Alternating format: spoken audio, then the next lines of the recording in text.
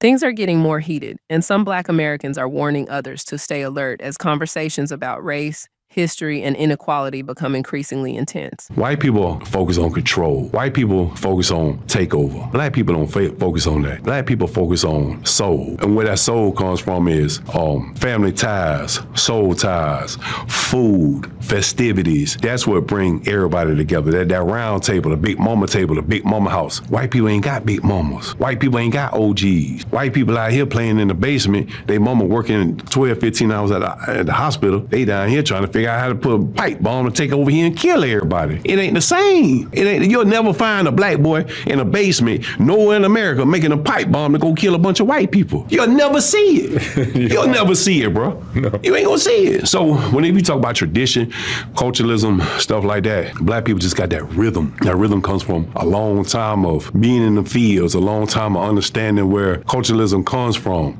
Whereas white people just, they're gonna crack that whip, they're gonna put your foot on their neck, you know what I'm saying? They're gonna throw scraps at you. The thing about black people, they knew how to take all that pain and turn it into purpose. They took all that pain and that suffering and made families. They took all that pain and suffering and talked about it around a round table. They took all that pain and suffering and turned it into fun. You see, white people don't do that. White people are all about control and takeover. So I just think the difference, that's the difference. The discussion centers around claims that Black communities have developed a strong sense of identity through family, culture, traditions, and generations of hardship. I saw something on the internet that said, I've never seen a white person in my dreams have y'all. Not only have I never seen a white person in my dreams, I've never even thought about the fact that my dreams is Black people. I see white people, Mexican people every day, all day. But my dreams is Black dreams. Usually me fighting or riding dragons. But I'm curious, other cultures chime in. Mexican people, do y'all see only Mexican people in your dreams? You studied your history, and you did not take over this country by singing "We Shall Overcome." You did not gain control of the world like you have it now by dealing fairly with a man and keeping your word.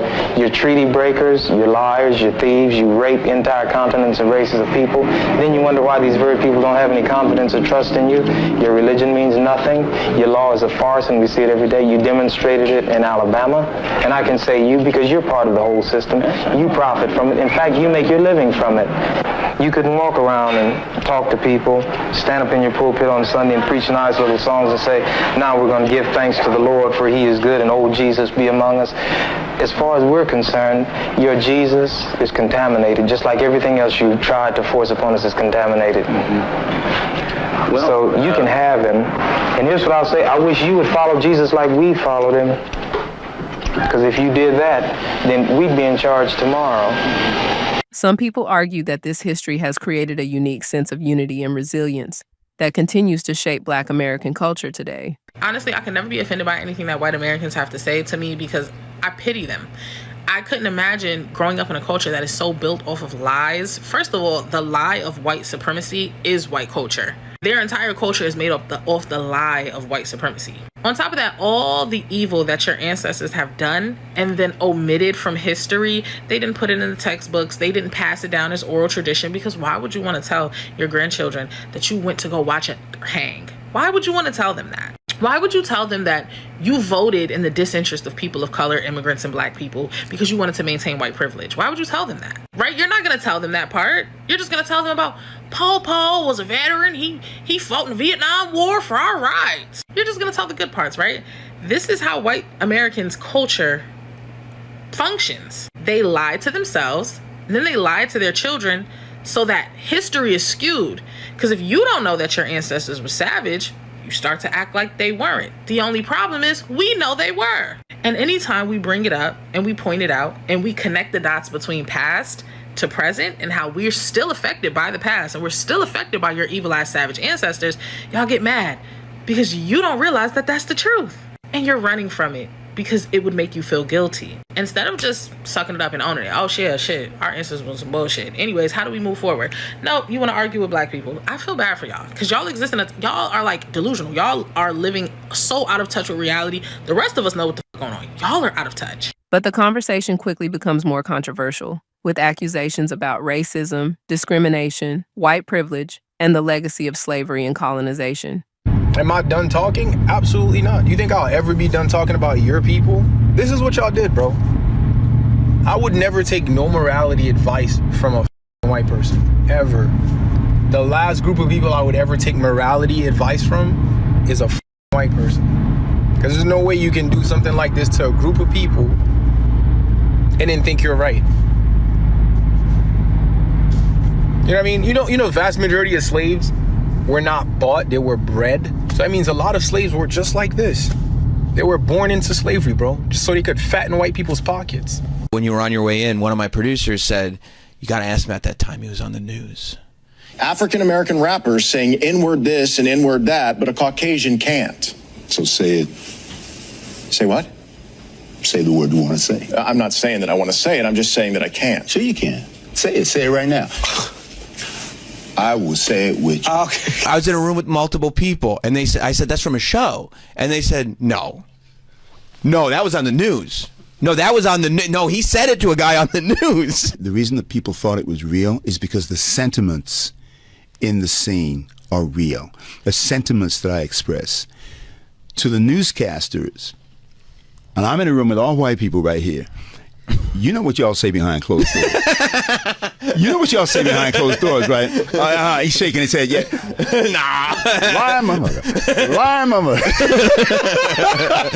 So the fact that for black people, we're saying, well, that's what they say behind closed doors anyhow. Right. So you're on the news, you're on the air, say it. Yeah. Say it. You know you want it so bad. You want to say it so bad. Yeah. And I help you.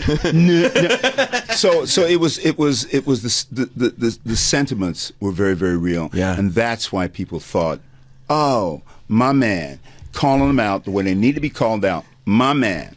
A lot of people thought it was real. Critics argue that historical injustices still influence society, while others believe these discussions are being pushed too far and are creating more division. When it comes to black people, and I mean every single black person around the globe in this world, I'm Nat Turner. Call me Malcolm X. I don't play about black people. I do not play about black. I don't. Hey, black people and black people only. Y'all come here for a second, because we need to talk real quick. Is it just me, or does it seem like they trying to, you know what I mean? Because like lately,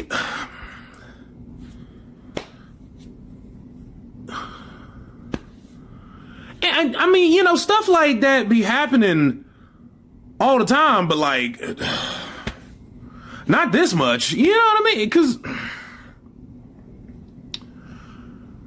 yeah, you know, it just seems a little too convenient that.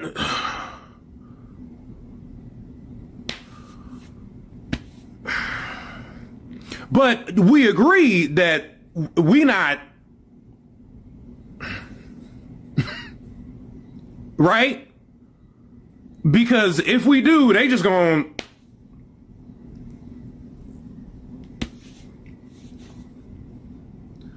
you know what I'm saying? Superior.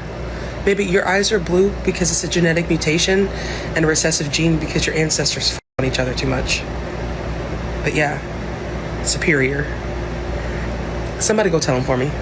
I'm so pro-black, you can't get me to involve myself in diaspora wars. I'm every nigga on this earth. I'm African, I'm Caribbean, I'm Afro-Latina, I'm Afro-European. If you're a nigga, I am you, you're me. I don't know what to tell you. You're me, you're me, I'm you. I don't know. The debate has also spread across social media, where people are openly discussing racial identity, cultural pride, and whether society is becoming more divided. And that is exactly why we have to stay alert in our community and continue looking out for one another. That does not mean treating every person like an enemy or living in fear. It means understanding that tensions are rising, paying attention to what is happening around us, and making sure we protect ourselves, our families, and our community.